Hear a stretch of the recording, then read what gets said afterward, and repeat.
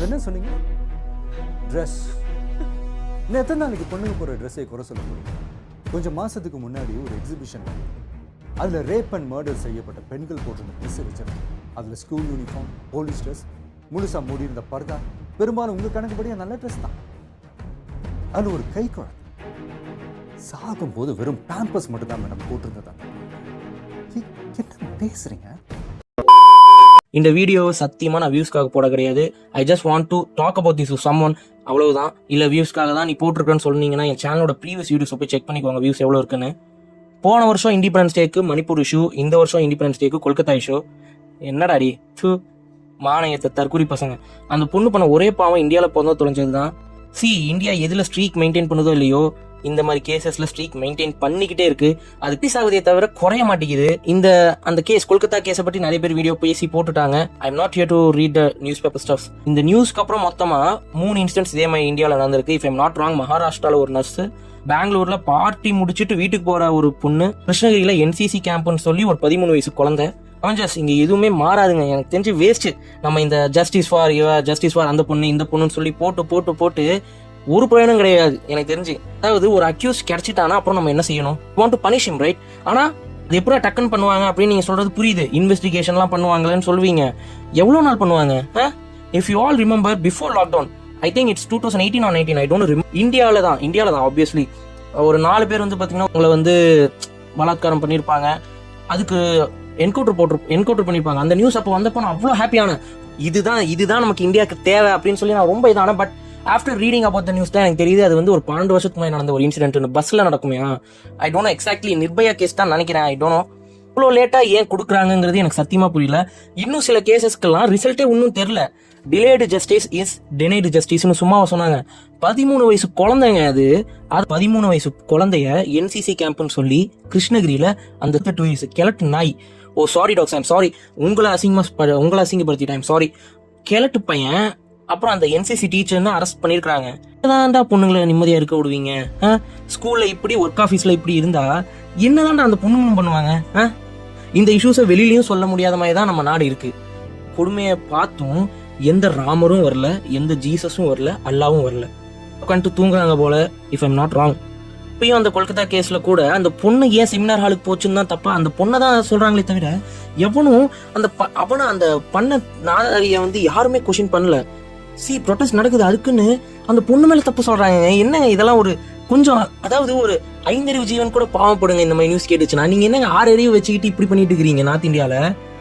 I don't know exactly. நான் north இந்தியான்னு சொல்லி தெரியாம ஸ்பெசிஃபிக்கா சொல்லிட்டேன், சாரி. மானங்கிட்ட பரதேசிங்களா? சில படித்த தற்கொலைங்களே அந்த விக்டிம் ஃபேஸ் எங்கேயோ ரிவீல் ஆயிடுச்சு, எப்படியோ லீக் ஆயிருக்கு. அதை வச்சு மீம்ஸ் 18+ மீம்ஸ் கிரியேட் பண்றாங்க. இதில் எனக்கு புரியல. அந்த பொண்ணு இறந்துருச்சு. இவனுங்கெல்லாம் ஒரு அப்பனுக்கு பிறந்தவங்களான்னு எனக்கு டவுட் வருது. நம்ம கவர்மெண்ட் இந்த மாதிரி கேசஸ் கொடுக்குற அதிகபட்ச தண்டனை எதுன்னா, below 12 years of age of பொண்ணா இருந்தா டெத், ஆர்எல்ஸ் above that அப்படி இருந்தா, அபோடட்டா இருந்தா லைஃப் இம்ப்ரிசன்மெண்ட், ஆர்எல்ஸ் 20 years of கழி தின்னுதல் கூட ஃபைன். அது ஏன் பிலோ 12 yearsக்கு மட்டும் டெத்து, above 12க்கு டெத்து போடலாமேன்னு போட மாட்டாங்க? ஏன்னா கவர்மெண்ட் அவங்க ஆளுங்களை இழந்துடக்கூடாதுல்ல. தற்கூரி மாதிரி பேசாத. எப்பயோ போட்ட ரூல்ஸுக்கு இப்ப போய் இருக்கிற கவர்மெண்ட் திட்டுறேன்னு நினைச்சீங்கன்னா, this criminal code was came into effect on July 1, 2024. Second highest rate of பாலியல் வன்கொடுமைகள் கேசஸ் ஹோல்ட் பண்ணியிருக்கிற நாடு எதுன்னா நம்ம இந்தியா தான். நம்ம கிட்ட 2005 2022 வரைக்கும் நம்பர் ஆஃப் கேசஸ் ஓட ஸ்டாட்ஸ் இருக்கு. நவ் யூ கேன் சி 2025ல 2005ல 18K more than 18K cases இந்த மாதிரி ஃபைல் ஆயிருக்கு. 2016ல 38.9K கேசஸ் இந்த மாதிரி வந்திருக்கு. அண்ட் 2022ல 31.5K கேசஸ் வந்திருக்கு. ஆனா நமக்கு நியூஸ்ல இதெல்லாம் இவ்வளோ கேசஸ் வந்திருக்கா அப்படிங்கிற ஒரு டவுட் வருது. ஆனா நியூஸ்ல எங்கேயுமே நம்ம பார்த்தது கிடையாது. இதுல நமக்கு எந்த மீடியா சேனல்ஸுமே இதை காட்டல. ஏதோ 1-2 மட்டும் தான் காட்டியிருக்காங்க. Really I got shocked. இவ்வளோ கேசஸ் வந்திருக்கு, நமக்கு ஏன் இதெல்லாம் தெரியல அப்படிங்கிற ஒரு இது வந்துச்சு. Because due to the broadcast bill for the TV channels. ஆட்சியில் இருக்கிற கவர்மெண்ட்டை தப்பாக போட முடியாதுல்ல, அப்புறம் சேனல் இழுத்து மூட வேண்டிய நிலைமைக்கு வந்துடுவோம். இப்போ யூடியூப்ல கூட அந்த மாதிரி ப்ராட்காஸ்ட் பில் வரப்போதாமா, அங்கேயும் ஃப்ரீடம் ஆஃப் ஸ்பீச்சை படிக்க போடுறாங்க. ஆக மொத்தத்தில் தப்பு பண்ணுறது நிறுத்த மாட்டோம், மறைப்போம், அவ்வளவுதான். இதைத்தான் இந்த கவர்மெண்ட் நமக்கு சொல்ல வருது. இது மற்ற நாடுகள்லையும் வருது, தான் வருது. ஏன்? Because of the strong punishments. சைனால இந்த மாதிரி கேசஸ் வந்துச்சுன்னா ஒன்னு டெத்து இல்லைன்னா கேஸ்ட்ரேஷன். அது என்ன ப்ரோ கேஸ்ட்ரேஷன் கேட்டிங்கன்னா, அந்த அக்யூஸ்டோடைய பிறப்புறுப்பை வெட்டிடுவாங்க. நம்மலாம் பேசுவோம் சவுதி அரேபியாவில் இந்த மாதிரி பண்ணுவாங்க, அதுதான் கேஸ்ட்ரேஷன். ஓகேவா? இந்த கேஸ்ட்ரேஷன்லாம் இம்ப்ளிமெண்ட் ஆன கவர்மெண்ட் அஃபிஷியல்ஸ் பாதி பேர் கொட்டை இல்லாம தான் சுத்தணும். அதனால தான் இதெல்லாம் பண்ண மாட்டேங்கிறாங்க போல. இப்போ ஒலிம்பிக்ஸ்ல கூட நம்ம வினேஷ் போகட் அவங்க வந்து போன வருஷம் பாத்தீங்கன்னா ஃபெடரேஷன்ல இருக்கிற சீஃப் வந்து பாத்தீங்கன்னா செக்ஷுவல் ஹராஸ்மெண்ட் பண்றாங்கன்னு சொல்லி ப்ரொடெஸ்ட் பண்ணாங்க. அது எத்தனை பேருக்கு தெரியும் கூட எனக்கு சத்தியமா தெரியல. Because most of the media channels அதை கவர் பண்ண கிடையாது. இப்போ வந்து அந்த கவர்மெண்ட் வந்து பிடிக்கலன்னு கேட்டீங்கன்னா சிம்பிள். ஏன்னா அந்த சீஃபே பாத்தீங்கன்னா கவர்மெண்டோட ஆளு. தமிழ்நாட்டில் கூட 2021 தான் நினைக்கிறேன், correct me if I am wrong, கோயம்புத்தூர்ல ஒரு ஸ்கூல் பொண்ணு இதே மாதிரி தான் நடந்துச்சு. கோயம்புத்தூர் ஸ்கூல்கள் இஷ்யூன்னு போட்டா கூட வந்துடும் யூடியூப்ல. மதன் கௌரியானன் கூட போட்டிருக்காரு. நடந்துச்சா அப்படின்னு கேட்டீங்கன்னா I'm really sorry Avengers, we failed as human. என்னையும் சேர்த்து சொல்றேன். எனக்கு அப்போ வந்து இப்போ ஞாபகம் இருக்கு, அதை பத்தி நம்ம பேசுவோம், நாங்க ஸ்கூல்லலாம் பேசியிருக்கோம். பட் அது என்ன ரிசல்ட் வந்துச்சு, அது தண்டனை கொடுத்தாங்களா இல்லையாங்கிறது வந்து இன்னைக்கு வரைக்கும் எனக்கும் தெரியல. இப்போ சர்ச் பண்ணி பார்த்தா கூட அதை பத்தி எங்கேயுமே போட கிடையாது. நிக்கிறோமோ இல்லையோ மறந்துடுறோம். பாரதி ஒரு தேசிய வியாதி. மேனிச்சோ உங்களுக்கு தெரியும் நினைக்கிறேன், she is a trending YouTuber. அவங்க வீடியோ வந்து இதை பத்தி போட்டிருப்பாங்க, கொல்கத்தா கேஸ் வீடியோ போட்டிருக்காங்க. அதுல ஒரு தற்கொலை நான் என்ன கமெண்ட் போட்டிருக்கான், இதே மாதிரி நான் என்ன பண்ணா நீ என்ன பண்ணுவேன்னு போட்டிருக்கான். அதுக்கு 175 தற்கொலைங்க லைக் வேற போட்டிருக்கானுங்க. இவங்களெல்லாம் பாக்குறப்ப எனக்கு என்ன வார்த்தை பேசுன்னு தெரியலங்க. நான் வந்து இதுக்குமே ப்ரீவியஸ் வீடியோஸ்ல நிறைய பேட் வேர்ட்ஸ் பேசியிருப்பேன். அது நீங்க வந்து பேட் வேர்ட் பேசக்கூடாதுன்னு சொல்லி சொல்றதுனால நான் அதை இப்போ நான் மைண்ட்ல வச்சுக்கிறனால எனக்கு எங்க இவனுங்க இந்த மாதிரி வீடியோக்குள்ள என்னால பேசாம இருக்க முடியாது. பிகாஸ் இவனுங்களை நான் வந்து நாய்ங்கன்னு திட்டினா நாய்ங்க கோச்சிக்கும், குரங்குன்னு சொன்னா குரங்க கோச்சிக்கும். அப்படி இருக்கு அவெஞ்சர்ஸ்.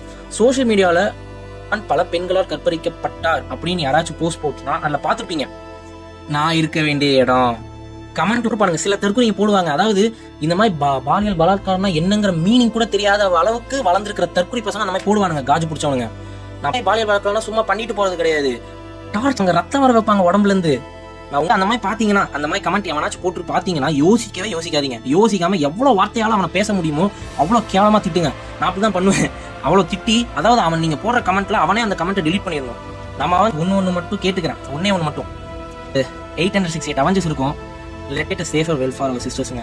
ஐ மீன் நான் உங்களெல்லாம் என்ன நாங்களா இப்படி பண்ணுவோம்னு நினைக்கிறேன். அப்படி இல்லை, தப்பா பேசுறது, தப்பா பாக்குறது, அதுவும் them. ஸோ அதனால அதை பண்ண வேணாம். நான் ஏதாச்சும் தப்பா பேசியிருந்தா ஐ மீன் சாரி. யார்கிட்டயும் இதை பத்தி பேசுறதுன்னு தெரியல, யார்கிட்ட பேசுறதுன்னு தெரியல, ரொம்ப சென்சிட்டிவான கண்டென்ட்ல. ஸோ அதனால தான் உங்ககிட்ட வந்து பேசிட்டு இருக்கிறேன். ஆங்கர் ஆன் திஸ் கவர்மெண்ட்னு கூட நீங்க வச்சுக்கோங்க.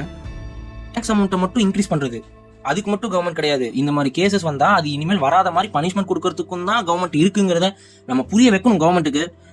அதாவது இதுக்கு முழுக்க காரணம்னு நான் என்ன சொல்ல வரேன்னு பாத்தீங்கன்னா, விட்டு படங்கள் தான். இங்கிலீஷ்ல சொன்னா யூடியூப்காரன் பிடிச்சிப்பான், அதனாலதான் நான் சொல்ல.